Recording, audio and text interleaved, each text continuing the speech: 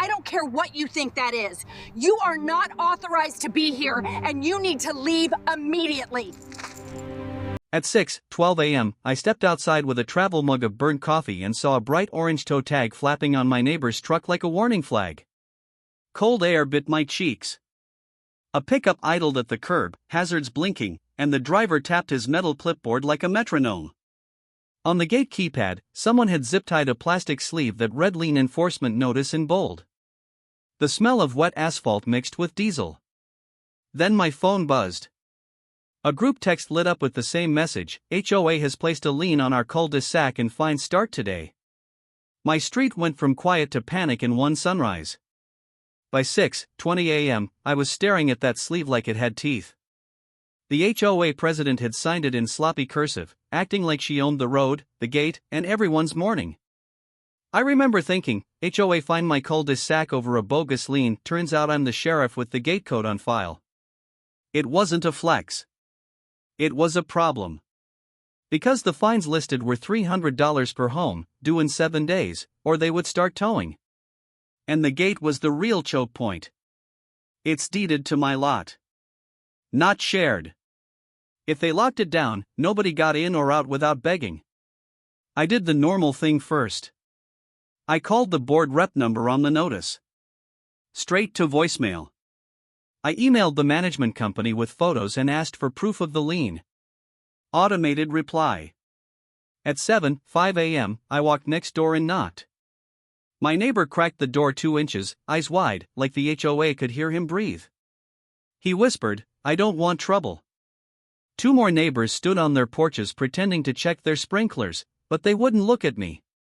At 9:00 a.m., the chair finally called back and said, "Pay it now and appeal later." I said, "You can't fine people over something that isn't real." She laughed and hung up.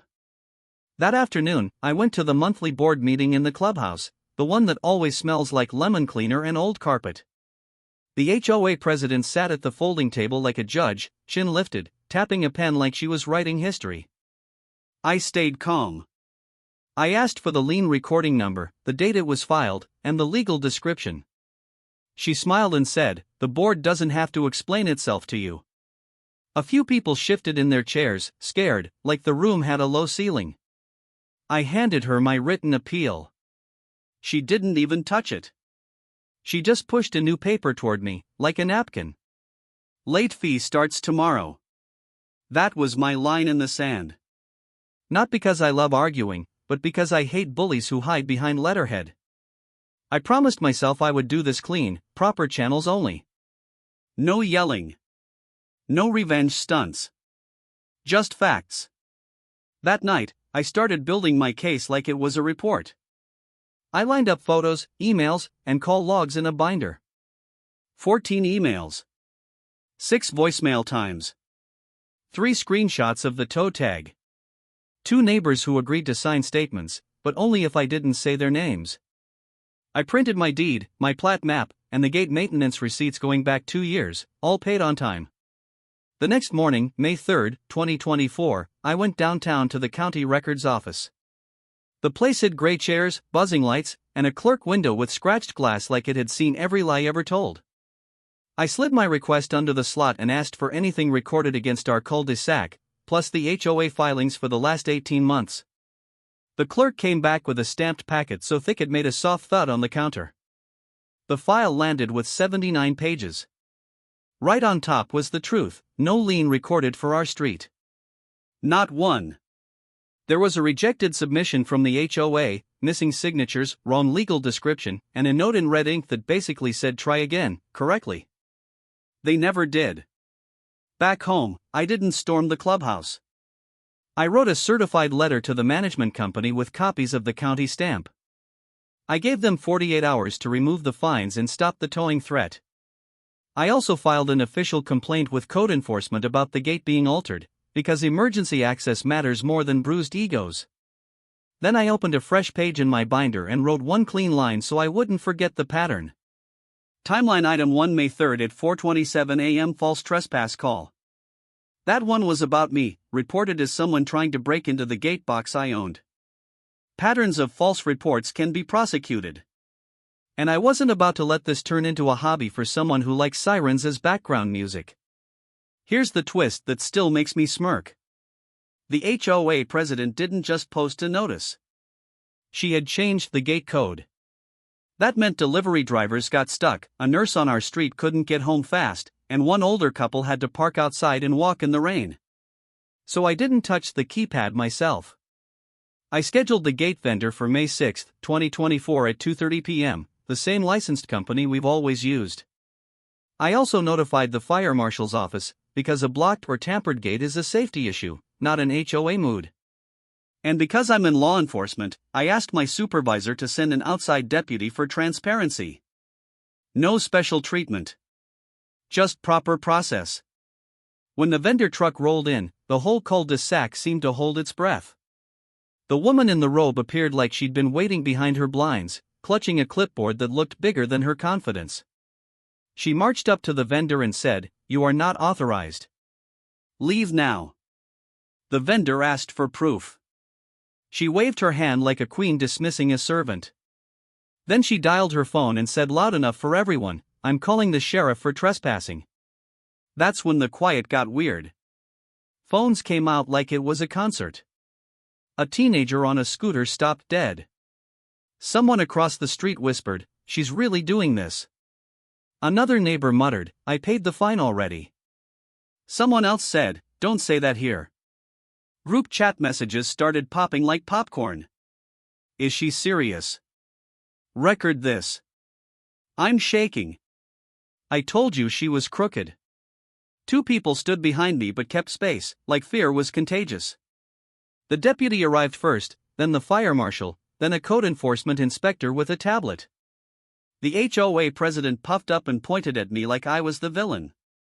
The deputy asked for IDs, then asked who owned the gate equipment. I handed over the deed page and the plat, with the gate box labeled on my lot line. The inspector looked at the tampered keypad, the tow notice, and the so-called lien paper. He said, "This lien isn't recorded. That means you cannot enforce it like this." The fire marshal added, "Changing gate access without approved procedures can violate emergency access standards." The deputy asked the HOA president who authorized the code change. She said, "The board did."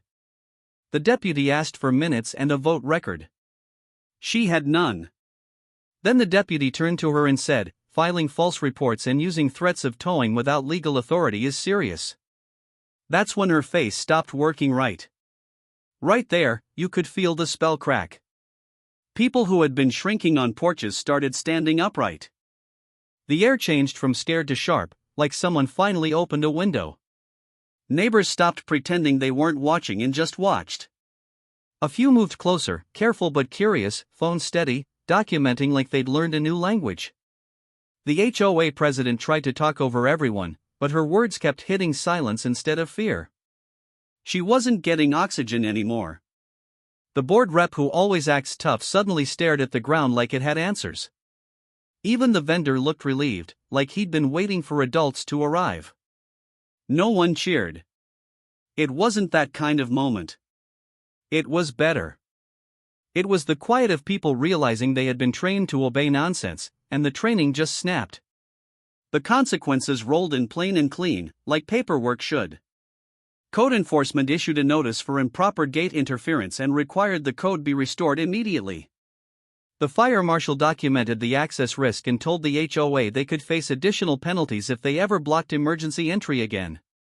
The deputy took a statement about the false trespass call and logged it as part of a pattern, not a one-off. The management company, suddenly polite, emailed that evening with a full reversal, all fines rescinded, tow threat cancelled, and a written apology sent to every homeowner. The HOA president was told to stop contacting residents about collections until a real audit happened. A week later, the board held a special meeting and voted to remove her as chair. Not because I demanded it, but because the evidence did. After that, the neighborhood changed in a way I didn't expect. Not louder. Not meaner. Just steadier. People started saving emails instead of deleting them. They stopped whispering and started asking, "Can you send that in writing?" Someone made a shared folder called HOA Receipts, and it filled up fast. The group chat went from panic to calm updates, like a weather report. Gate code restored. Notice removed. Vendor invoice paid. A neighbor who never spoke at meetings showed up with a notebook and sat in the front row. Another one offered to help an older couple understand the bylaws, line by line, like reading a bedtime story that finally made sense. The bully energy didn't vanish overnight, but it had nowhere to land. When someone tried to start drama, people just stared until it died. On June 1, 2024, I sat at my kitchen table with my binder closed, a simple stack of certified mail receipts on top, and a calm that felt earned. The Cul De Sac was quiet again, the good kind, with kids' chalk on the sidewalk and the gate opening like it was supposed to. I didn't feel like a hero.